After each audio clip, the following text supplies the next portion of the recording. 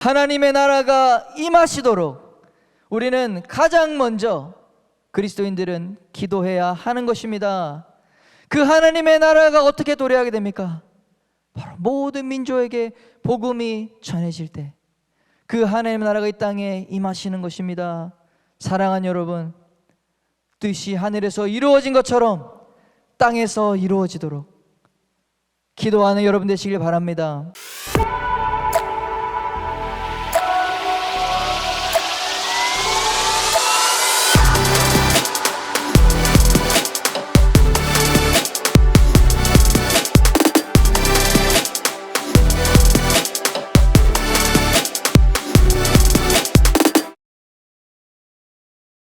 우리가 믿는 하나님은 세상을 창조하신 창조주시며 세상을 심판하실 심판주이십니다. 성경은 하나님을 인류 역사를 시작하신 분이고 마찬가지로 인류 역사의 끝에 역사를 종결지으며 심판하시는 분으로 말씀하고 있습니다. 요한계시록 1장 8절 말씀 우리 함께 읽어보겠습니다. 주 하나님이 이르시되 나는 알파와 오메가라, 이제도 있고 전에도 있었고 장차 올 자요 전능한 자라 하시더라. 아멘. 여러분, 이것이 기독교 세계관의 핵심입니다. 역사의 시작은 믿는데, 나는 창조는 믿는데 끝은 모르겠어. 끝을 믿지 않는 그리스도인들이 혹시 있습니까? 아직 복음에 대해서 정확하게 알지 못하는 것입니다. 20세기 최고의 복음주의 설교자 로 인정받고 있는 마틴 로이드 존스 목사님은 이렇게 말했습니다. 현대 그리스도인에게 가장 중요한 복음은 종말론이다. 종말과 재림에 대한 신앙은 복음의 핵심 중에서 핵심이기 때문에 그리스도인들은 반드시 이해해야 하는 것입니다. 복음의 다섯 가지 핵심은 예수 그리스도의 오심, 죽으심, 부활하심, 승천하심, 그리고 재림하심입니다. 우리 함께 이렇게 선포했으면 좋겠습니다. 우리 같이 따라 읽어볼까요? 복음이란, 우리 같이 읽겠습니다. 예수께서 약속대로 인간을 위해 오셨고 죽으셨고 부활하셨고 승천하셨고 재림하신다는 것입니다. 아멘. 여러분, 예수님이 다시 오시는 것에 대해서 관심이 없는 그리스도인들이 있다면 이것은 엄밀히 말해서 복음을 모를 뿐만 아니라 반쪽짜리 기독교인이 될 수밖에 없습니다. 성경에 남겨진 가장 중요한 하나님의 약속이기 때문에 그 약속을 모르고 살아가는 자이기 때문에 그렇습니다. 여러분, 성경은 하나님의 언약으로 가득 차 있습니다. 언약, 약속이라는 거죠. 얼마 전에 엊그저께인가 우리 축구를 했잖아요. 월드컵. 누구랑 했죠? 마지막에? 네, 포르투갈이랑 했는데 이제 금요 예배 끝나고 제 첫째 아들이랑 같이 차 타고 이제 예배 끝나고 오면서 포르투갈이랑 한국이랑 오늘 월드컵 봐야 되는데 이긴다는 거예요. 우리나라가 이긴다는 거예요. 그래서 야, 믿음이 너무 좋다. 아니, 포르투갈 너무 잘해서 아빠는 못 이길 것 같아 이렇게 했어요. 그러니까 하는 말, 기도하면 이길 수 있다고 하더라고. 그래가지고 못 이길 것 같다고 나는 이제 그랬는데 자기가 하는 말이 만약에 자기가 이기면 선물을 나한테 사줘야 되고 만약에 자기가 지면 어떻게 할 건데 내가 얘기하니까 자기한테 10만 원 있다는 거예요. 그래서 10만 원이 어디 있냐고 하니까 지갑에 10만 원 있대. 오케이, 그럼 난 10만 원 그래, 좋다, 좋은 딜이다. 그러면 10만 원 나 줘야 된다. 이렇게 해가지고 이제 근데 이제 축구를 안 보고 잤어요. 그냥 자고 저는 이제 봤지만은 우리 애기는 안 보고 잤는데 아침에 일어나자마자 하는 말이 아빠 저 장난감 사네 이러더라고요. 저는 까먹었어. 그냥 우리나라 역전에 이겨가지고 너무 기분 좋다, 기분 좋게 그냥 자고 있었는데 갑자기 청구를 하는 거예요. 내가 이겼으니까 약속대로 이 장난감 선물을 사내라. 근데 제가 약속을 했기 때문에 이제 이 약속을 지켜야 되는 의무가 있는 거죠.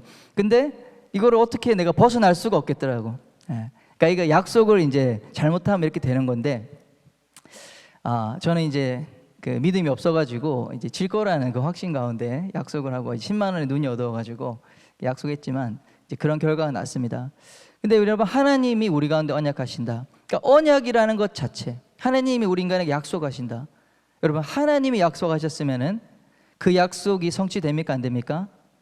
반드시 성취됩니다. 그래서 약속 이꼴 성취. 여러분, 이 약속 어음이라는 거, 우리 하나님이 발급하시는 약속 어음은 절대로 부도가 나지 않는 것이죠. 우리 사람은 능력이 부족하기 때문에 이것을 약속을 지키지 못할 수도 있어요. 그러나 우리 하나님은 우리 가운데 약속하셨다. 하나님은 우리 가운데 언약하셨다. 이것은 반드시 성취된다는 것을 믿으시길 바랍니다. 그래서 성경은 하나님의 약속, 하나님의 언약으로 가득 차 있다. 그 언약이란 미래에 이루어질 일이기 때문에 속성상 예언적이다라는 것을 우리가 인식을 해야겠습니다. 그래서 성경이 말하는 많은 예언이 있고 언약이 있는데요, 가장 중요한 언약을 두 가지로 압축할 수 있습니다. 구약, 우리는 구약과 신약을 가지고 있는 사람이다. 아멘이시죠? 구약, 구약이란 그리스도가 구원자로 오시리라. 그게 약속이에요. 구약이 말하는, 수많은 선지자들이 예견하고 있는 것, 우리 인류의 죄를 용서하실, 우리의 죄로부터 구원하실 메시아, 구원자가 오시리라. 아멘. 이 위대한 하나님의 언약의 약속이 성취되었습니까? 성취되었습니다. 그리고 신약, 새로운 약속, New Testament, 바로 그 메시아, 그 그리스도가 다시 오신다는 거예요. 다시 오실 때는 통치자로 오신다. 이 땅을 다스리는 왕으로 오신다. 그것이 성경이 약속하고 있는 가장 중요한 약속이요, 아직까지 성취되지 않은 마지막 남은 약속인 것입니다. 우리 옆 사람에게 이렇게 한번 선포해 보겠습니다. 그리스도는 통치자로 오십니다. 아멘. 여러분, 분명히 이것을 믿으시는 청년하람 되시기를 바랍니다. 여러분, 종말론, 무거운 주제입니다만, 종말이 그리스도인에게 주는 교훈이 무엇일까요? 왜 종말을 인식하고 믿고 살아야 됩니까? 여러분, 인생을 아무리 열심히 살아도, 또 아무리 못 살아도 이 땅에서의 삶은 한계가 있다는 것입니다. 반면에 우리 하나님은 영원하다는 것입니다. 할렐루야. 사랑하는 청년 여러분, 이 땅에서의 삶이 영원한 것처럼 여러분 집착하며 살지 마시길 바랍니다. 여러분, 이 땅에서의 삶은 하나님 안에서 영원한 삶을 준비하는 시간이 되어야 하는 것입니다.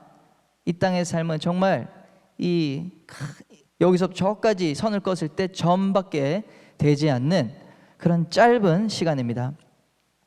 예수님도 공생애를 시작하실 때 처음으로 선포한 메시지가 무엇이죠? 마태복음 4장 17절에 회개하라, 천국이 가까이 왔느니라. 천국이 가까이 왔다라고 말씀하고 계십니다. 한국이 아니라, 할렐루야, 천국이 가까이 왔다. 그것을 깨달으라. 그러면 가장 먼저 취해야 될 행동이 무엇입니까? 천국이 가까이 온다면 바로 하나님으로부터 멀어진 영원한 하나님께로부터, 그 하나님이 주시는 가치로부터 멀어진 삶에서, 그것이 무슨 삶입니까? 죄악된 삶이죠. 그 죄악된 삶에서 돌이키라는 것입니다. 그 하나님의 가치로부터 비껴나가 있는 내 삶의 모습들, 내 삶의 중심, 내 마음의 중심을 다시 하나님께로 돌이키는 것, 그것이 회개인 것이죠. 그래서 회개하라, 천국이 가까이 왔다, 예수님이 말씀하셨어요. 그리고 예수님이 성경에서 마지막으로 말씀하고 있는 것이 무엇입니까? 요한계시록 22장 20절입니다. 이것들을 증언하신 이가 이르시되 내가 진실로 속히 오리라 하시거늘. 아멘. 주 예수여 오시옵소서. 예수님께서는 내가 진실로 속히 오리라 말씀하시면서 그분의 재림이 인류 역사의 종말이요, 그리스도가 통치하는 하나님의 영원한 나라가 도래할 것에 대해서 강력한 의지로 말씀하고 계시는 것입니다. 오늘날 이 성경적인 종말론을 이해하는 것은 아주 중요합니다. 수많은 이단의 가르침들이 바로 이 종말론을 통해서 우리 기독교인들을 미혹하기 때문에 그렇습니다. 오늘날 우후죽순, 정말 이 종말에 대한 메시지가 우리 온라인상에, 유튜브상에 확산되는 것을 봅니다. 잘못된 우리 종말론은 개인의 신앙을 첫째 무너뜨립니다. 그리고 한 인생과 가정을 파괴시킬 수도 있기 때문에 여러분, 성경적인 종말론을 정확하게 인식해서 우리 자신뿐만 아니라 우리 많은 사람들을 옳은 대로 인도하시는 여러분 되시길 축원합니다. 그리고 이 종말론을 바로하라 우리 성도들이 정말 주님의 때를 기다리고 또 영원한 삶을 잘 대비하는 우리 모두가 되길 바랍니다. 오늘 본문은 예수님께서 직접 언급하신 세상 끝에 대한 가르침입니다. 우리 하나씩 살펴보겠습니다. 첫째, 성경 말씀은 성취되는 약속이다라는 것입니다. 우리 마태복음 24장 1절 2절 읽어보겠습니다. 예수께서 성전에서 나와서 가실 때에 제자들이 성전 건물들을 가리켜 보이려고 나오니 대답하여 이르시되 너희가 이 모든 것을 보지 못하느냐? 내가 진실로 너희에게 이르노니 돌 하나도 돌 위에 남지 않고 다 무너뜨려지리라. 여러분, 기독교가 다른 종교와 다른 결정적인 이유는 바로 역사성을 가진다는 것입니다. 다른 이방 종교는 이 과거와 미래가 별로 중요하지 않습니다. 오직 현세에 어떻게 살아야 하는지, 그것이 중요합니다. 그래서 윤리적, 도덕적 가치를 다루고 있습니다. 이방 종교의 경전들을 보시면 다 이 윤리 도덕에 대해서 중심이 되어 가르치고 있는 것이죠. 그러나 기독교 경전인 성경은 하나님과 인간 사이의 언약과 성취에 대해서 말하고 있습니다. 그래서 기독교를 계시의 종교다라고 말하는 것입니다. 감추어진 것이 드러나는 것이 계시라는 것이죠. 인류의 역사는 바로 이 하나님과 인간의 이 언약을 중심으로 전개되는 것이 바로 인류의 역사예요. 1, 2절 말씀, 방금 읽은 말씀은 예수님께서 예루살렘 성전을 보시면서 그 성전이 너무나 화려했는데 이후에 처참하게 멸망할 것에 대해서 예고를 하신 말씀인 것입니다. 이 말씀은 AD 70년에 로마의 장군인 티투스에 의해서 완전히 성취된 말씀입니다. 예루살렘을 완전히 포위해서 처참하게 함락을 시켰습니다. 그래서 이 예언이 문자 그대로 성취가 된 것입니다. 역사가인 요세푸스가 유대 전쟁사에서 이 예루살렘 성전이 얼마나 아름다웠고 화려했는지, 눈부셨는지에 대해서 묘사하고 있는데요. 이렇게 표현하고 있습니다. 성전을 보는 자는 눈과 영혼으로 감탄할 수밖에 없었다. 왜냐하면 이 성전은 어느 곳이든 거대한 금판으로 덮여 있어서 해가 뜨면 빛이 반사되어 눈을 돌리지 않을 수 없었기 때문이다. 80년에 걸쳐서 완공된 예루살렘 성전, 완공된 지 10년 만에 완전히 파괴가 된 것입니다. 돌 하나도 돌 위에 남지 않고 무너지리라. 왜 그렇게 무너졌느냐? 실제로 그렇게 무너졌는데요. 바로 성전을 불태울 때 그 금판의 금들이 성전 벽돌 사이로 스며 들어갔기 때문에 이 로마 군인들이 다 일일이 벽돌을 깨뜨려서 그 틈틈이 들어간 금들을 다 뜯어갔기 때문에 그렇게 돌 하나도 돌 위에 남지 않을 만큼 완벽하게 파괴되었다라고 그렇게 전례되고 있습니다. 출애굽기 19장 5절과 6절 말씀, 우리 이스라엘에게 하나님께서 주신 바로 언약입니다. 함께 읽어보겠습니다. 세계가 다 내게 속하였나니 너희가 내 말을 잘 듣고 내 언약을 지키면 너희는 모든 민족 중에서 내 소유가 되겠고 너희가 내게 대하여 제사장 나라가 되며 거룩한 백성이 되리라. 너는 이 말을 이스라엘 자손에게 전할지니라. 하나님은 인류의 이 창조주요 끝나는 심판자일 뿐만 아니라 모든 역사를 이끌어 가시는 역사의 주관자라는 말씀이십니다. 세계가 다 내게 속하였다. 세계가 다 하나님께 속하여 있는 줄 믿으시길 바랍니다. 그래서 하나님의 말씀을 잘 듣고 하나님과 맺은 언약을 잘 지키면 하나님께서 그 인생을 축복하시고 그 인생과 함께 해서 하나님의 백성의 정체성을 가지고 살 수 있게 한다는 것입니다. 이 약속, 이 말씀이 이스라엘이 하나님 앞에 바로 섰을 때 광대한 나라를 세우고 축복받을 수 있었던 그 비결이 바로 이 말씀 때문이었던 것입니다. 이 언약 때문이었던 것입니다. 이스라엘이 특별했던 이유는 바로 그 이유였던 것이죠. 그러나 반대로 이 언약을 온전히 지키지 않고 살았기 때문에 그들은 하나님의 이 언약을 지키지 않고 자신의 유익과 자신의 죄에 빠져 제사장 나라의 민족의 사명을 감당하지 않았기 때문에 철저히 심판받게 된 이유이기도 합니다.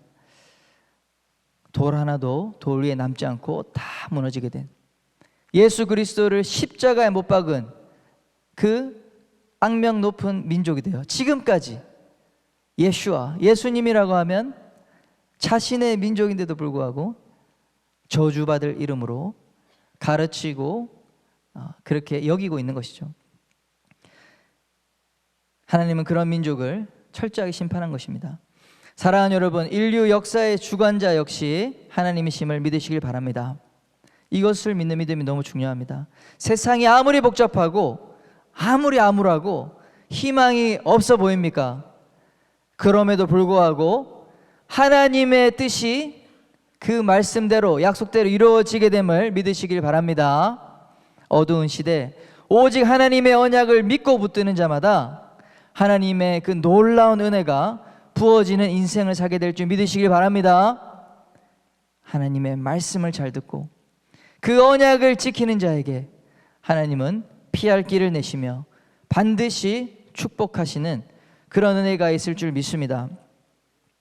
두 번째는 주님의 임하심이 세상의 종말이다라는 것입니다. 우리 3절 말씀 우리 함께 읽어보겠습니다.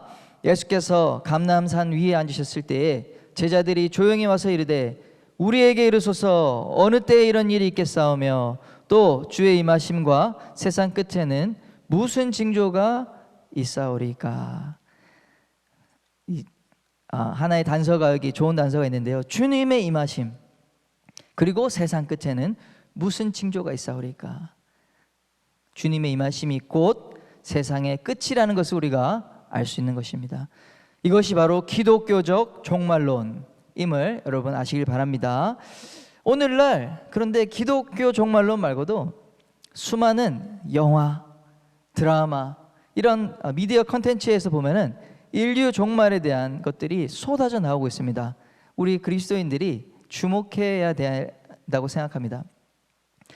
정말 많은 인류 종말에 대한 영화가 쏟아져 나와서 저도 놀랐어요. 야, 왜 이렇게 많지?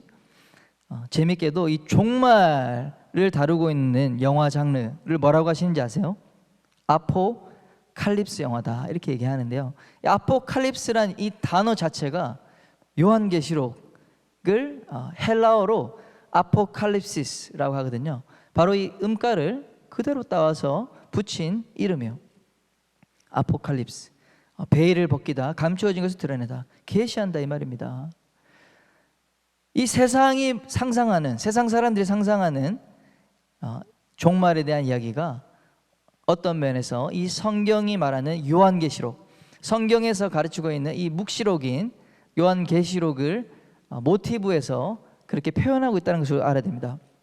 우리 그리스도인들이 세상보다 더 종말에 대해서 관심이 없는 것 같아요. 어떤 면에서 보면 이들이 상상하는 인류 종말의 시나리오가 다양합니다. 유사한데 우리가 어떤 차이가 있는지 한번 살펴보았으면 좋겠습니다. 세상은 어떤 종말을 이야기하고 있을까요?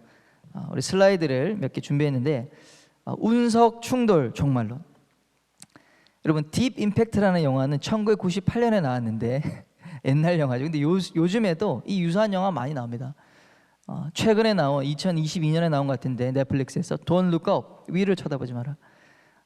행성이 과학자가 그 소행성이 우리나라 지구에 충돌할 것이다. 이것을 6개월 뒤에 충돌할 것이라는 것을 정확하게 계산한 이후에 벌어지는 그런 이유이고, 결국에 6개월이라는 시간이 지나감에도 불구하고 알릴 수 있는 만큼 알렸는데, 이 대통령에게도 알렸는데 전부 다 정작 지구는 곧 멸망하는데 관심이 없었다는 거죠. 내년에 내가 다시 선거에서 이길 수 있는지 그게 관심이 있고, 또 뉴스 진행자, 쇼프로 진행자들은 얼마나 많은 조회수를 올릴 수 있는 컨텐츠인가에 관심이 있을 뿐, 정작 과학자가 6개월 후에 지구 멸망한다고 하는데 관심이 없어요. 재밌는 영화입니다. 또 두 번째로 에코 종말론, 환경 종말론이라고도 볼 수 있겠습니다. 이 환경의 변화 때문에 기후가 변화되고, 그래서 온난화가 막 되면은 태풍이 오고 또 홍수가 나고 가뭄으로 인해서 막 식량난이 일어난다. 그리고 막 빙하 시대가 온다. 막 이런 거죠. 온도가 바뀌어서 설국열차, 우리 잘 아는 우리나라 영화죠. 그래서 그 환경이 바뀌어서 막 공룡이 멸종된 것처럼 인류가 거의 멸종하게 되는 그런 것을 얘기하고 있습니다. 또 다음으로 바이러스 종말론. 좀비죠, 좀비. 나는 전설이다. 뭐 2도 나온다고 하는데 인류가 이 바이러스 때문에 전부 다 이 좀비가 됐습니다. 또 부산행, 우리나라에서 유명했던 히트친 또 영화죠. 사람들이 이 바이러스에 의해서 멸망할 것이다 라는 것입니다. 또 다음으로 AI, 로봇 종말론 있죠.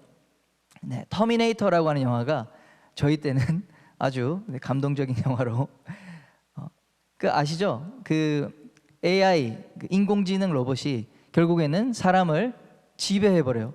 근데 그 인공지능 컴퓨터 이름이 알파벳이라는 거, 알파넷이라는 거.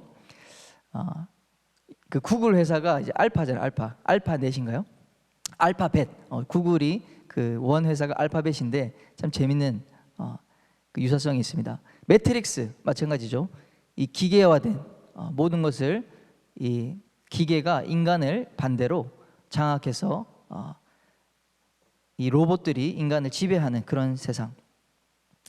그래서 AI 로봇이 막 그 모든 걸 대체한다, 막 그런 두려움 막 이렇게 얘기하고 있잖아요, 그렇죠? 또 다음으로 핵 종말론. 핵이 터져가지고 막 남은 인류가 막 이 사막화 돼가지고 생존자들끼리 막 무법지대에서 싸우는 매드맥스. 또 그날 이후, 데이 애프터. 제가 초등학교 때 나온 그런 영화인데 아주 리얼하게 핵에 대한 공포를 가져오는 그런 영화입니다. 뭐 또 그 외에도 외계인이 와서 침공해서 지배한다, 외계인 종말론, 이런 많은 종말론들이 있죠. 그러나 이 모든 것들이 다 아니라는 것을 우리가 알고 있습니다. 인류의 종말은 언제 이루어집니까? 바로 예수 그리스도, 그분이 다시 오실 때 이루어지는 것임을 믿으시길 바랍니다. 그것은 왜 오시냐? 인류의 죄에 대한 최종적 심판으로서 이루어지는 종말이다라는 것입니다.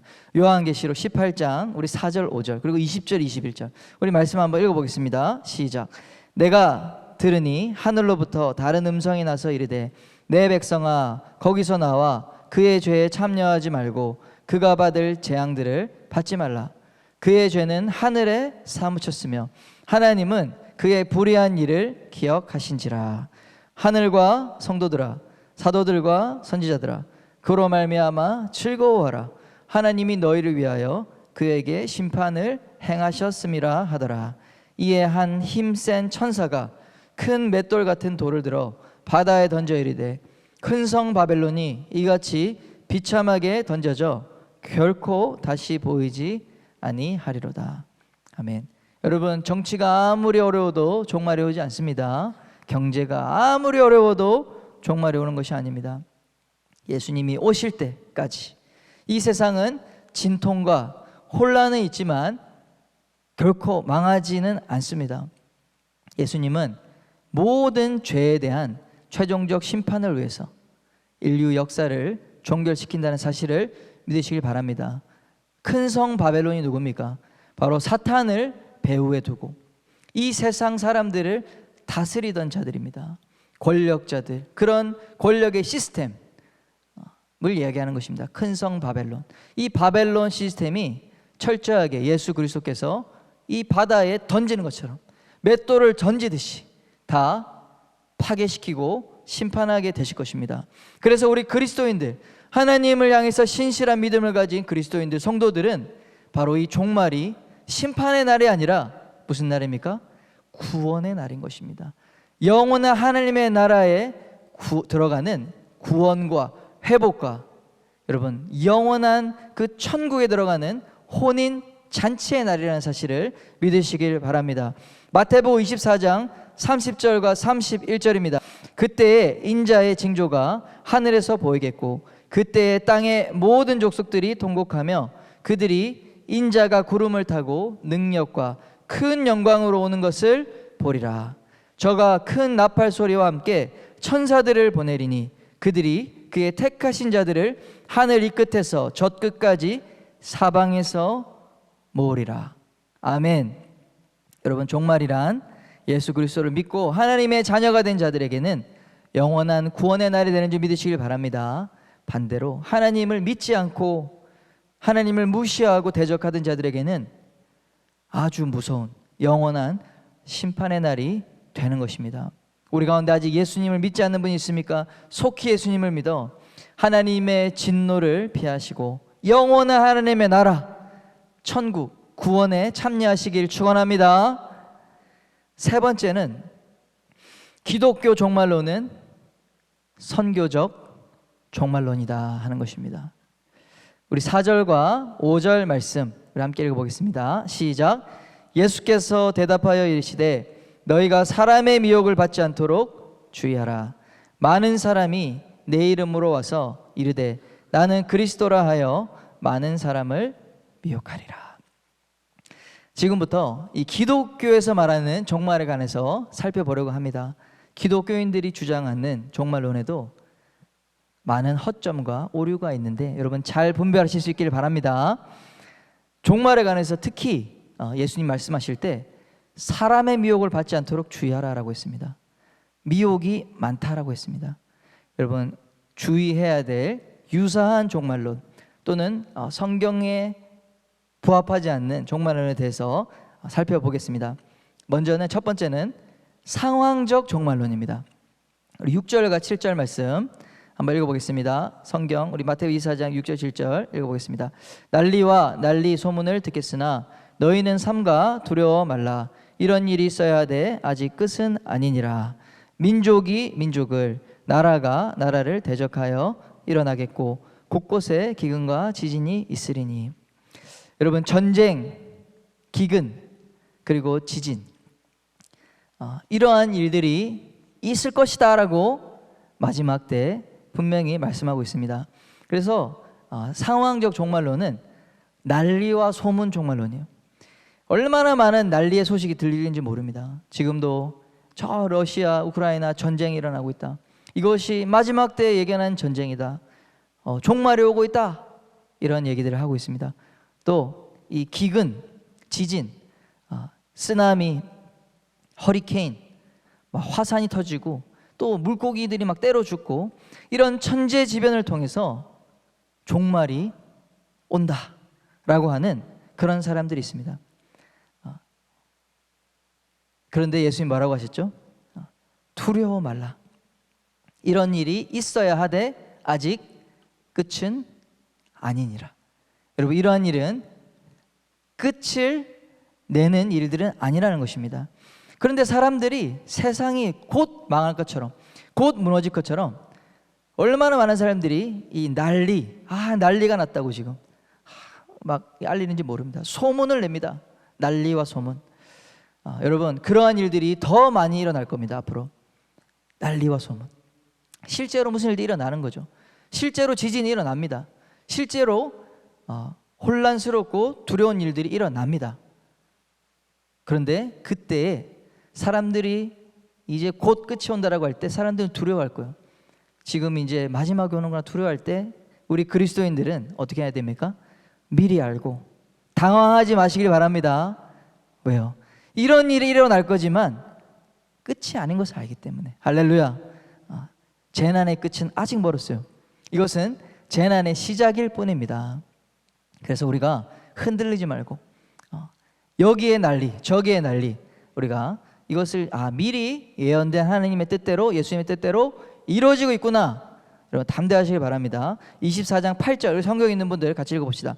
이 모든 것은 재난의 시작이니라. 시작이다.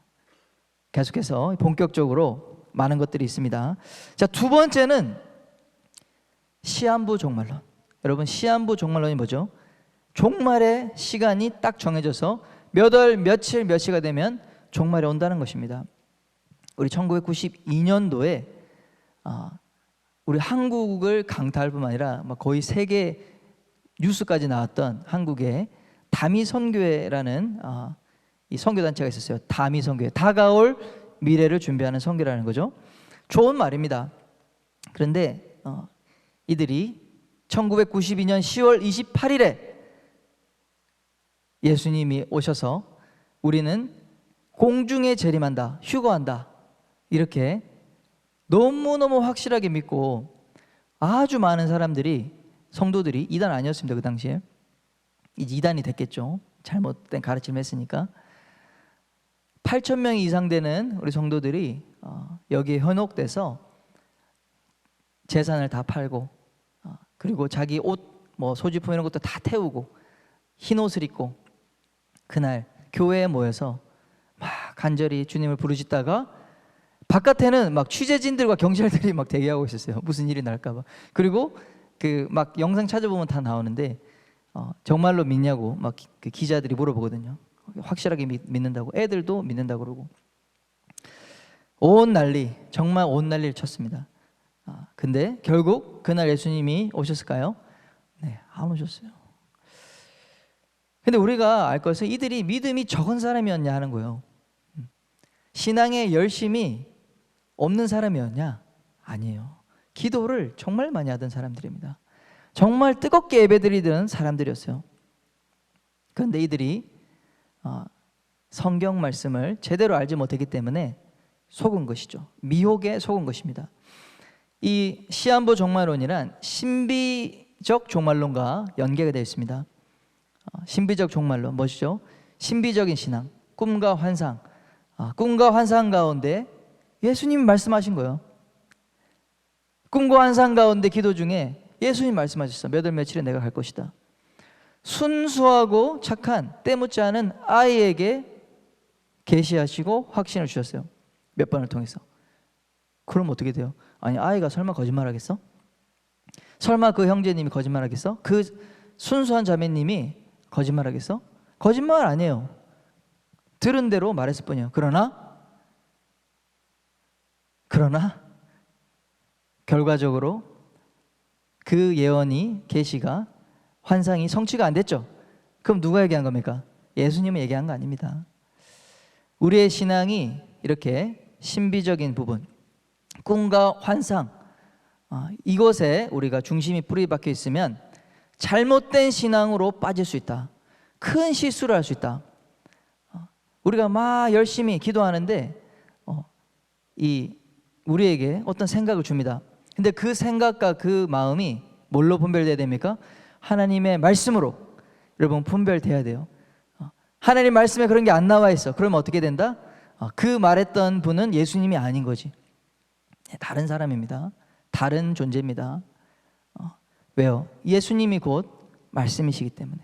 예수님이 바로 로고스, 말씀 그 자체이기 때문에 예수님의 이 말씀과 부딪히는 계시, 환상, 신비적인 모든 일들은 다 거절해야 되겠죠. 그것이 말씀 중심의 신앙을 갖는다는 것의 의미입니다. 이들은 뜨거운 기도, 어쩌면 우리보다 더 뜨겁게 예배했기 때문에 속았는지 몰라요. 우리 말씀 위에 바로 서는 여러분 되시길 바랍니다.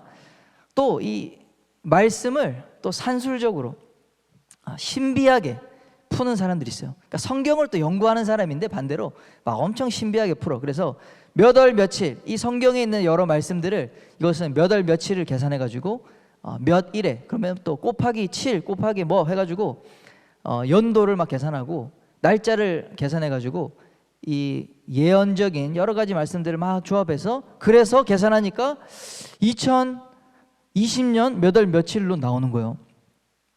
뭐 상징을 이제 다 그 수로 계산해 가지고 그래서 뭐 그런 거 있잖아요. 12는 완전수고 뭐 7도 완전수고 뭐 그런 식으로 막 이 성경의 여러 숫자와 날짜들을 풀어 가지고 그러니까 풀이를 조심해야 된다 여러분. 성경을 누가 푼다 그러면 여러분 조심하시길 바랍니다. 그래 가지고 계산해 가지고 딱 보니까 어이구 며칠 안 남았네. 그렇게 해서 속는 경우, 미혹당하는 경우가 있습니다. 그래서 너무나 신비한 거 이런 것을 쫓아다니다 보면 또 얼마나 그 사람 성경 이 유튜브 많이 찾아봤겠어요. 그러다 보니까 속는다는 것입니다. 그러나 성경에는 명확하게 얘기하고 있습니다. 마태복음 24장 36절 말씀, 36절 말씀 여러분 꼭 줄쳐 놓으시길 바랍니다. 읽어보겠습니다. 그러나 그 날과 그 때는 아무도 모르나니 하늘의 천사들도 아들도 모르고 오직 아버지만 아시느니라. 네, 시한부 날짜를 계산하시는 분들에게 이 말씀을 꼭 가르쳐 주시길 바랍니다. 그 날과 그때는 아무도 모른다고 그랬잖아요. 그러니까 그 날짜를 얘기하는 순간 우리는 잘못된 신앙에 빠질 수 있다. 시한부 종말론을 조심하시길 바랍니다. 세 번째는 이스라엘 종말론입니다. 이스라엘 종말론은 마태복음 24장 32절에 있습니다. 제가 읽어드리겠습니다. 성경에 있는 분들 펼쳐서 같이 찾았으면 좋겠습니다. 무화과 나무의 비유를 배우라. 그 가지가 연하여지고 잎사귀를 내면 여름이 가까운 줄 아나니. 이 무화과 나무를 성경에서는 이스라엘로 상징하고 있습니다. 실제로 이 성경 구절과 또 구약의 에스겔 이사야에 나오는 이 무화과 나무에 대해서 유대인들도 이스라엘 민족을 상징한다고 믿고 있어요. 그래서 이 무화과 나무가 잎사귀를 내는 것, 그때에 여름이라는 계절이 온다는 것을 알 것이다 라고 했는데 이 말씀이 실제로 이스라엘이 흩어져 있다가 2000년 동안 디아스포라로 완전히 멸망해서 AD 70년에 흩어져 있다가 여러 민족이 흩어져서 살고 있다가 2000년 만에 1948년 5월 14일에 나라가 건국되었죠. 놀라운 일입니다. 사실 2000년 만에 나라가 새롭게 세워졌다는 것은 역사상 한 번도 있었던 일이 없었습니다. 그래서 이스라엘이 건국되었다. 그 이후에 수많은 우리 신학자들이 와, 성경의 말씀이 문자대로 성취되는 것을 보고 너무 놀란 것이죠. 그래서 실제로 이 이스라엘의 건국은 마지막 때의 강력한 종말의 징조는 분명합니다. 그런 일이 한 번도 없다가 나라가 세워졌으니까요. 그리고 그 나라의 언어가 회복되었죠. 그리고 그 자신의 나라의 민족 정체성, 역사를 공유하는 그 나라가 세워졌기 때문에 이것은 놀라운 일입니다. 우리 삼국 시대에 뭐 신라가 다시 세워져 가지고 우리는 그 김유신 뭐 이런 얘기를 하면서 신라를 건국하는 것 같은 얘기예요. 놀라운 얘기다. 그런데 이런 일이 있지만 이것이 끝나는 조건은 아니라는 것입니다. 그래서 어떤 사람들은 막 이스라엘에 빠져 있어. 이스라엘에 이제 이스라엘 회복되면 주님 오신다 하기 때문에 그냥 이스라엘 병에 걸린 사람이 있어요. 그래서 막 아프리카 선교하다가 이스라엘이 회복돼야 되는군 해서 선교지 그만두고 이스라엘 가서 선교하는 사람도 있고, 막 이스라엘 가서 기도하면은 주님이 오신다고 가장 먼저 만난다고 해가지고 지금 이스라엘 가서 사는 사람들도 많이 있습니다. 특히 우리 기독교 신실한 분들 중에서 그렇게 보내는 사람 많이 있어요. 그런데 그것 또한 마지막 종말의 하나의 징조이긴 하지만 끝나는 이 조건은 아니다라는 것을 여러분 기억하시길 바랍니다. 네 번째는 박해 종말론이에요. 박해 종말론. 우리 9절 말씀 우리 같이 성경 있는 거 읽어보겠습니다. 그때에 사람들이 너희를 환난에 넘겨 주겠으며 너희를 죽이리니 너희가 내 이름 때문에 모든 민족에게 미움을 받으리라. 마지막 때에 기독교인들은 박해와 환난을 받을 것이라고 예수님 말씀하셨습니다. 여러분, 종말의 때가 가까이 올수록 교회는 점차 남은 자 공동체의 정체성으로 살아가게 됩니다. 남은 자 공동체, 남겨져 있는 신앙을 붙들고 있는 구루터기 같은 사람들이라는 것입니다. 왜 그렇습니까? 박해 때 진짜 믿음이 없으면 자신의 안위와 어떤 예수님을 믿어서 뭐 출세해 보겠다, 내가 좀 더 좋은 인생 살아보겠다 하는 사람들은 박해가 오는데요. 예수 믿는 신앙 때문에 손해를 받게 되는데요. 당연히 신앙을 먼저 놓겠죠. 믿음을 포기할 수밖에 없는 그런 시대가 되었기 때문에 그런 것입니다. 여러분, 박해의 때가 온다고 해도 그것으로 인해서 종말에 바로 온다는 것은 또 아니라는 것을, 끝나는 것은 아니라는 것을 기억하시길 바랍니다. 또 다섯 번째는 불법 종말론이에요. 불법 종말론. 24장 12절 말씀입니다. 우리 한번 읽어보겠습니다. 말씀 우리 찾으신 분 읽어보겠습니다. 불법이 성함으로 많은 사람의 사랑이 식어지리라. 이것 또한 종말이 다가오는 징표 중에 하나이지만 이것으로 끝나는 것은 아닙니다. 법이 무임해지는 시대가 된다는 것입니다. 헬라어로, 원어로 불법은 아노미라고 합니다. 아노미아. 법을 어기는 것을 이제 법을 깬다 해서 불법, 그런 의미가 아니라 법이 없어지는 상태가 바로 불법을 뜻하는 거예요. 아노미 상태. 당연하게 생각하던 윤리, 도덕적 규범, 이런 것들이, 질서, 이런 것들이 무너지는 시대, 바로 불법의 시대인 것이죠. 여러분, 일부일처가 당연하게 생각되지 않습니까? 가족을 정의할 때. 그런데 이런 정의가 바뀌어버려요. 기준, 규범이 다 사라져버립니다. 남자와 여자, 성별이 두 개밖에 없다 생각했는데 이런 정의들이 근본부터 그냥 흔들려버리고 해체돼버리고 없어져버리는 것입니다. 여러분, 이러한 시대 정신 가운데서 하나님의 말씀이 진리입니다 라고 믿고 사는 자들, 이것을 진리로 여기며 살려고 하는 자들에게 여러분 어떻게 됩니까? 세상의 미움을 받게 되는 것이죠. 박해를 받게 되는 것입니다. 그런 시대가 거의 이미 왔죠. 그러나 이건 역시 이것 때문에 이 세상이 종말이 오는 것은 아니라는 것입니다. 자, 그렇다면 무엇이 종말을 결정짓는 최종적인 조건일까요? 가장 중요한 충족 조건, 충분 조건이 될까요? 마태복음 24장 14절 말씀입니다. 우리 이 말씀만큼은 우리 성경을 다 찾아서 읽어보셨으면 좋겠습니다. 같이 읽어보겠습니다. 시작. 이 천국 복음이 모든 민족에게 증언되기 위하여 온 세상에 전파되리니 그제야 끝이 오리라. 아멘. 우리 천국 복음이 모든 민족에게 증언된다. 바로 선교적 종말론인 것입니다. 여러분, 이 복음, 우리가 믿는 예수 그리스도의 구원의 복음이 모든 민족에게 증거되게 될 것입니다. 그것이 온 세상에 전파되는 것이 약속되어 있습니다. 예언되어 있습니다.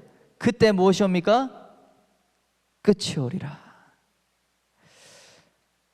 성경에 나온 명확하고 분명하고 절대적인 예언이 바로 이것인 것입니다. 이 땅의 인류는 선교를 통해, 땅 끝까지 복음 전하는 이 선교를 통해서 종말을 맞이하게 되는 것입니다. 여러분, 예배가 너무 중요하죠. 기도가 너무 중요합니다. 그러나 예배 많이 한다고 주님이 오시는 거 아니에요. 기도를 열심히 한다고 주님이 오시는 것이 아닙니다. 바로 이 복음의 전파를 통해 땅 끝까지 모든 민족이 이 예수의 복음을 듣는 선교를 통해서 주님이 다시 오시는 재림의 조건이 성취됨을 믿으시길 축원합니다. 이것이 오늘날 교회가 가져야 될 아주 중요한 관점이라는 것입니다. 오늘날 우리 살아가는 마지막 때를 살아가는 모든 성도들에게, 우리 특별히 청년들에게 정말 이 하나님의 이 약속의 관점이 여러 가운데 심겨지기를 축원합니다. 우리 가운데 많은 사람들이 선교는 서명받은 사람이 하는 것이죠. 사명 있는 사람 하는 것이죠. 선교는 정말 뜨겁게 예수님 사랑하는 사람만 하는 것이죠. 저는 관심 없습니다 라고 생각한 분들이 있을지 모르겠습니다. 선교는 내가 할 일은 아니야 라고 생각하는 분이 있을지 모르겠어요. 여러분, 선교를 우리가 왜 해야 되는가? 여러분, 선교의 궁극적인 뜻은 무엇입니까? 주님의 재림, 하나님의 나라가 완성되고 하나님의 뜻이 완성되어 이루어지는 것을 뜻하기 때문에, 여러분, 이 복음 전파는 모든 그리스도인과 모든 교회가 궁극적으로 추구해야 될 방향이 되어야 하는 것입니다. 이 하나님의 나라가 이루어지는 것에 초점을 맞추지 않고 그냥 내 신앙생활, 우리 교회가 연간 계획하는 것, 이 하나님이 원하시는 뜻 관심 없이 아무리 열심히 해도 하나님 기뻐하지 않는 거예요. 선교는 궁극적인 하나님의 나라를 완성하는 가장 중요한 일이라는 것을 꼭 기억하시길 바랍니다. 성부 하나님께서 뜻하셨습니다. 창세기 12장 1절에 아브라함을 부르시면서 하나님께서는 말씀하셨습니다. 너를 통해 모든 민족이 복을 받게 하리라. 하나님의 뜻은 이곳에 있는 저와 여러분을 부르셔서 이 땅의 기쁨의 교회 청년한 공동체를 부르셔서 모든 민족이 복받게 하는 것임을 믿으시길 축원합니다. 우리 포항만 복받는 것 아닙니다. 우리 한국만 복받는 것 아닙니다. 모든 민족이 복을 받으리라.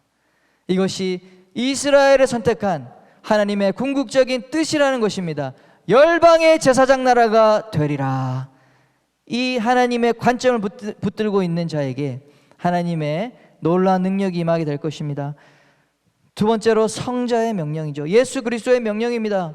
그 성부 하나님의 뜻을 따라 성자 예수님께서 말씀하십니다. 마태복음 28장 19절입니다. 너희는 가서 모든 민족으로 제자를 삼으라. 모든 민족으로 가서 내가 너희에게 분부한 모든 가르침을 가르쳐 지키게 하라. 방향은 모든 민족인 것입니다. 12명의 제자들에게, 기껏해야 100명, 200명 밖에 되지 않는 예수의 제자들에게, 제자들을 향해서 모든 민족을 향해 가라라고 말씀하신 거예요. 그 당시에 지도가 있습니까? 세계의 어떤 지구가 어떻게 생겼는지 알 게 뭡니까? 기술도 없고 정보도 없는 시대에 모든 민족으로 가라. 할렐루야. 지금 시대는 우리가 스마트폰 안에 전 세계가 함께 움직이는, 지구 반대편에 있는 정보가 실시간으로 들려오고 지구 반대편에 있는 사람들과 실시간으로 대화할 수 있는 그런 최첨단 시대를 살고 있습니다. 여러분, 오늘날 예수님께서 이 말씀했다면은 아하, 모든 민족 알겠습니다. 그러나 이 2000년 전에는 아무런 감이 없는 시대였다고요. 그럼에도 불구하고 예수 그리스도는 성부 하나님의 그 뜻을 따라 모든 민족으로 가라, 모든 민족을 제자 삼으라 분명하게 얘기하신 것입니다. 성령 하나님, 성부와 성자의 뜻을 따라 나아가는 성령 하나님의 역사 역시 모든 민족을 향해서 복음을 증거하시는 그 역사를 이루어 가십니다. 사도행전 1장 8절입니다. 오직 성령이 너에게 임하시면 너희가 권능을 받고 예루살렘과 온 유대와 사마리아와 땅 끝까지 이르러 내 증인이 되리라. 아멘. 여러분, 성령이 우리 가운데 임하면 복음을 증거하는 증인의 능력을 받게 됩니다.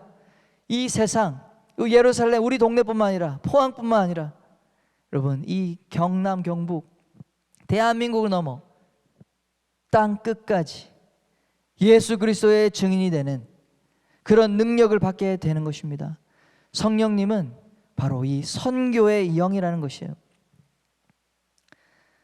성부, 성자, 성령 삼위일체 하나님께서 같은 방향으로 이 선교를 얘기하고 계신 것입니다. 천국 복음이 모든 민족에게 전파되리니, 바로 하나님께서 말씀하신 궁극적인 하나님 나라의 완성, 주님이 다시 오시는 재림의 때와 이 선교의 명령이 함께 나아가는, 함께 맞물려서 이루어지는 선교적 종말론, 바로 그것을 위하여 성경의 모든 역사가 그 방향이 그렇게 간다는 사실을 분명히 알고 믿으시고 그 말씀을 따라 살아가신 여러분 되시길 예수님의 이름으로 축원합니다. 마지막 때 다시 오실 주님의 길을 예비하는 청년 하나님 되시길 바랍니다. 그래서 예수님께서 기도를 가르쳐 주셨잖아요. 너희는 이렇게 기도하라. 하늘에 계신 우리 아버지여, 이름이 거룩히 여김을 받으시오며 나라가 임하시오며, 하나님의 나라가 임하시도록 우리는 가장 먼저 그리스도인들은 기도해야 하는 것입니다. 그 하나님의 나라가 어떻게 도래하게 됩니까? 바로 모든 민족에게 복음이 전해질 때 그 하나님의 나라가 이 땅에 임하시는 것입니다. 사랑하는 여러분, 뜻이 하늘에서 이루어진 것처럼 땅에서 이루어지도록 기도하는 여러분 되시길 바랍니다. 먼저 그의 나라와 그의 의를 구하라. 이것이 이 땅의 성도들과 교회가 기도해야 될 가장 우선되는 기도 제목이라는 것입니다. 여러분, 성경에서 기록하고 있는 마지막 천상의 이 예배가 있어요. 이 땅에서 우리가 아름다운 예배, 주님 앞에 뜨거운 예배를 상상합니다. 그리고 그러한 예배의 부흥이 있기를 위해서 나아갑니다. 그러나 요한계시록 7장에 너무나 아름다운 마지막 천상에서 이루어질 놀라운 예배에 대해서 그 한 장면을 요한이 직접 환상 가운데 보고 기록해 놨습니다. 우리 말씀 한번 읽어보겠습니다. 요한계시록 7장 9절 10절입니다. 시작. 이 일 후에 내가 보니 각 나라와 족속과 백성과 방언에서 아무도 능히 셀 수 없는 큰 무리가 나와 흰 옷을 입고 손에 종려나무 종려가지를 들고 보좌 앞과 어린 양 앞에 서서 큰 소리로 외쳐 이르되 구원하심이 보좌에 앉으신 우리 하나님과 어린 양에게 있도다 하니. 아멘. 마지막 때에 누가 나와서 주님을 예배하고 있습니까? 우리 기쁨의 교회 청년하람 모두도 이곳에 있기를 바랍니다. 그런데 놀라운 것은 각 나라에서 나와서 예배드리고 있어요. 각 족속에서 예배드리고 있습니다. 수많은 다른 언어를 가진 여러 나라의 민족, 모든 나라의 민족 백성들이 하나님 앞에 나와 예수 그리스도를 찬양하며 높이고 있는 것, 이것이 마지막 예배의 아름다운 향연이요 하모니라는 것을 우리가 기억하시길 바랍니다. 우리가 이 땅에서 예배할 때 그 천상에 이루어질 예배, 그 하나님 나라에서 저 일본 민족의 우리 예배자들도 와야지, 저 중국의, 저 우리 중동의 우리 이슬람 수많은 민족들 다 함께 예배드리는 것이 이 마지막 때에 이루어질, 또 우리가 꿈꾸며 기도하며 나아가야 될 우리 방향이라는 사실을 꼭 기억하시길 바랍니다. 우리 말씀을 마무리 짓겠습니다. 그러므로 이 땅의 교회는 지상명령, 모든 민족에게 복음을 전하라고 하시고 제자 삼으라고 하신 선교적 방향으로 모든 교회가 정렬되어야 될 줄 믿습니다. 우리 청년한 공동체가 이 땅에서 많은 일들을 계획할 수 있습니다. 그러나 그 방향이 모든 민족과 열방을 살리는 선교적 방향 되시길 축원합니다. 왜 우리 가운데 부흥이 있어야 됩니까? 왜 우리 가운데 하나님 많은 영혼들이 모여 헌신하며 주님 앞에 나아가야 됩니까? 모든 민족과 열방을 향해 복음 전하고 제자 삼을 그러한 비전이 이루어져야 되기 때문에 우리 가운데 더 많은 헌신자들이 일어나야 되는 것입니다. 두 번째로, 우리가 무엇을 위해서 기도해야 됩니까? 바로 추수할 일꾼을 보내어 주소서. 추수할 것은 너무나 많은데 일꾼이 적다고 그랬습니다. 모든 민족, 추수할 곳이 추수할 것은 많으나 일꾼이 없는 곳을 향해서 선교사를 보내달라고, 또 그곳 가운데 복음이 전해지도록 우리가 기도해야 될 줄 믿습니다. 우리의 기도가 내 삶의 반경, 우리 가족의 반경, 우리 교회의 반경에 머물러 있다면 어쩌면 하나님의 궁극적인 뜻과 주님이 이루실 그 온전한 하나님의 나라의 비전까지 나아가지 못하고 있는 것일 수 있습니다. 우리가 계속해서 모든 나라와 열방이 주님을 예배하며 주님을 높이게 하여 주옵소서. 구체적으로 민족과 열방을 위하여, 또 그곳에 복음 전하는 자들이 없고 교회가 없다면 주님 추수할 일꾼들을 보내어 주옵소서 기도하시는 우리들 되기를 바랍니다.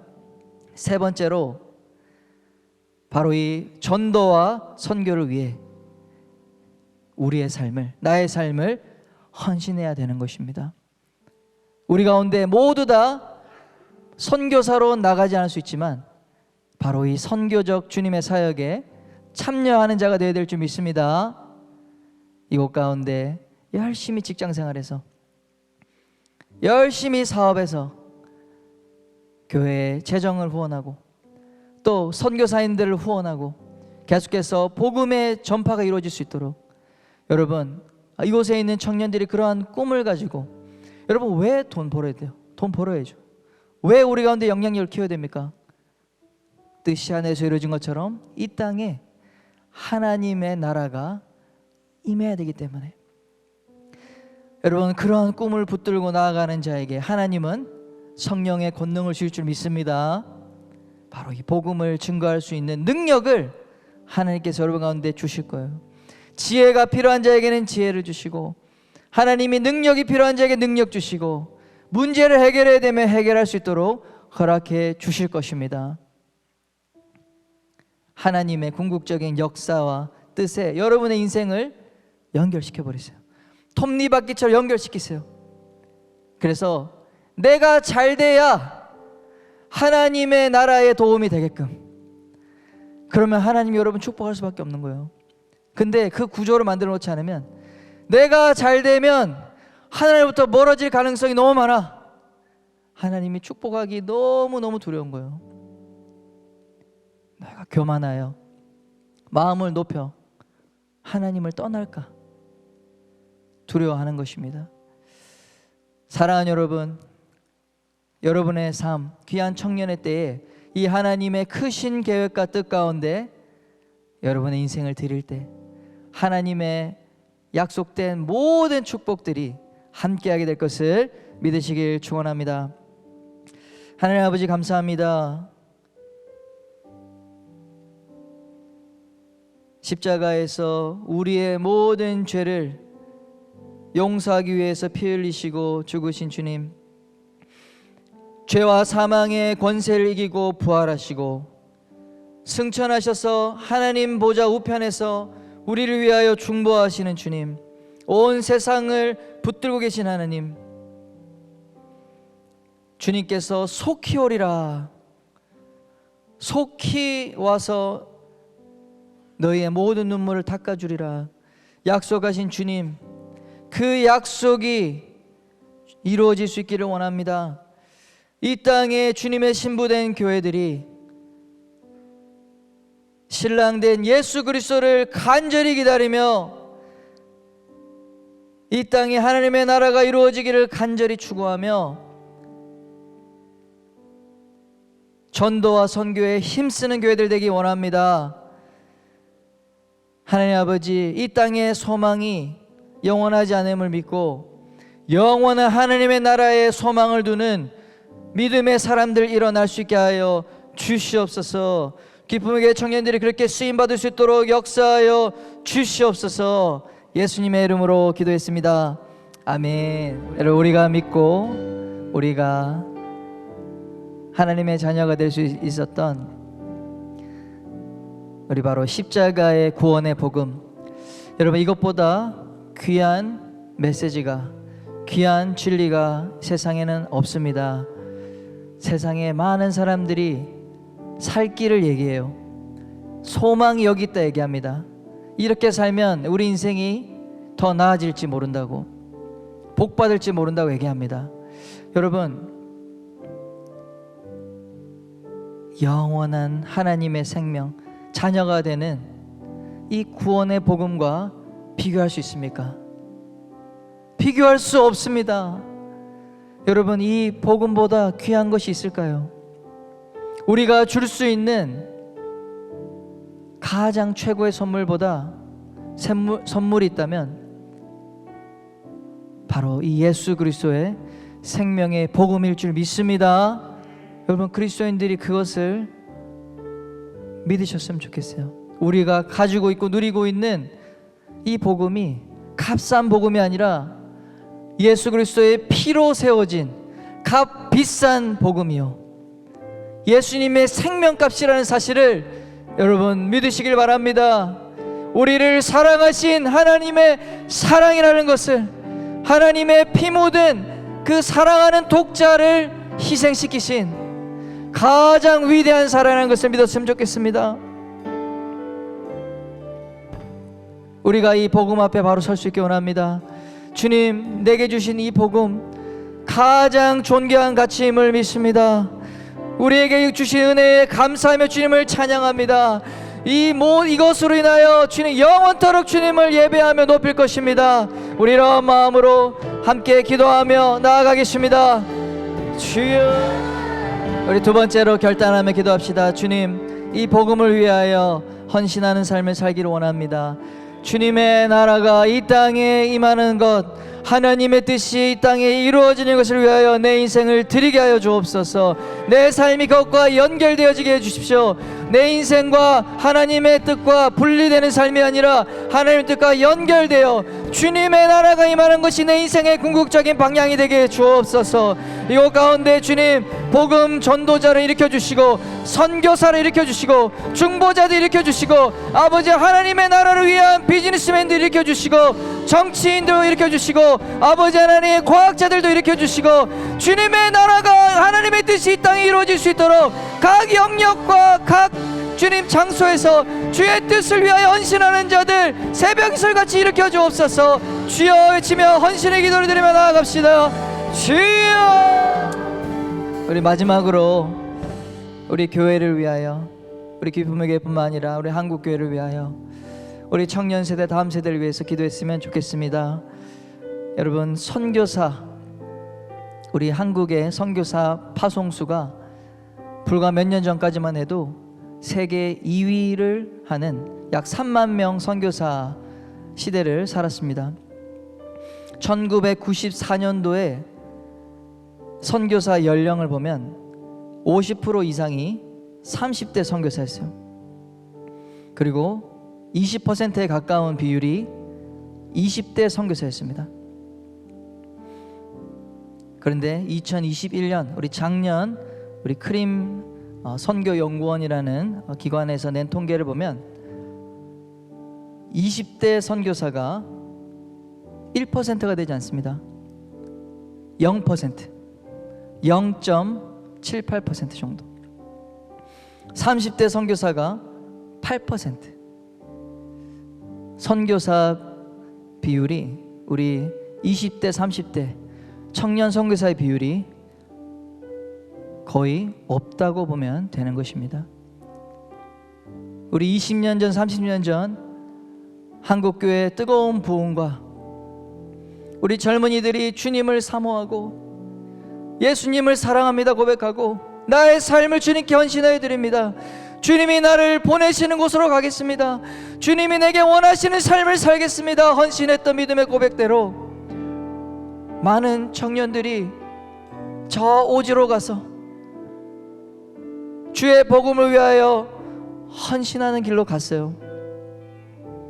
서울대를 나오고 의사가 되었지만 그 모든 것을 다 내려놓고 저 변방의 민족들을 살리는 복음 전도자로, 선교사로 그렇게 믿음의 사람들이 역사를 써왔습니다. 여러분, 오늘날 20대, 30대가 주님의 나라를 위하여 헌신하지 않는 그런 세대가 될까 심히 두렵습니다. 주여, 한국교회 다시 한번 우리 예수 그리스도를 향한 헌신의 봉이 있게 하여 주옵소서.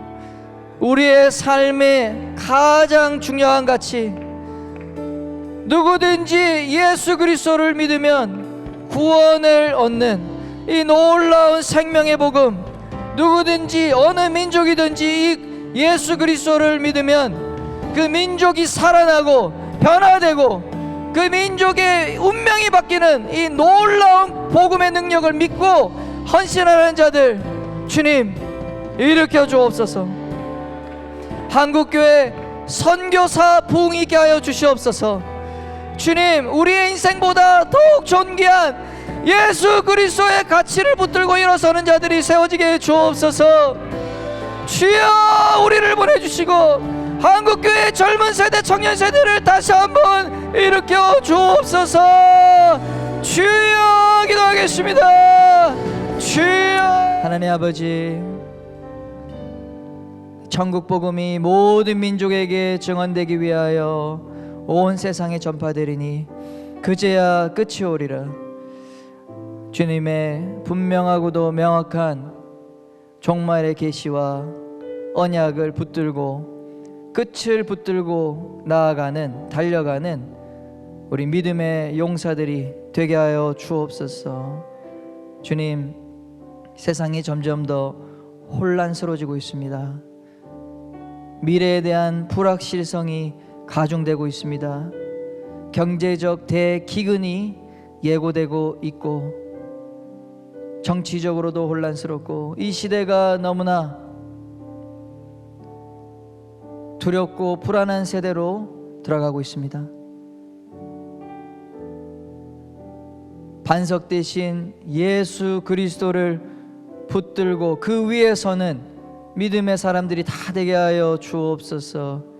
세상이 흔들리지만 하나님의 말씀은 영원히 서게 되는 것을 믿게 하여 주시옵소서.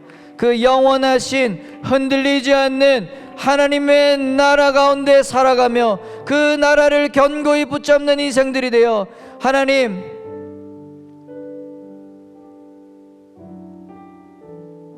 그 하나님이 붙잡는 인생, 그 하나님이 함께하는 인생, 그 하나님이 능력 주시는 인생, 하나님이 축복하시는 인생 될 수 있도록 주여 역사하여 주옵소서.